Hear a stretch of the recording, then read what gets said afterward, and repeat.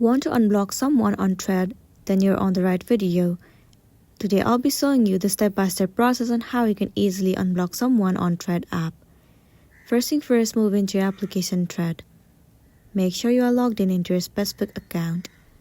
Once you are logged in, move into your profile at the bottom right corner of the screen. Click on this 2 line at the top right corner. You need to head over to Privacy section. Inside Privacy, you will see the option where it says Blocked Profiles. Click on it. All the lists of the people you have blocked will be available to you in this page. In order for you to unblock, tap on Unblock. Once again, click on Unblock. Wait for a while. And there you go, this person has been successfully unblocked from your account.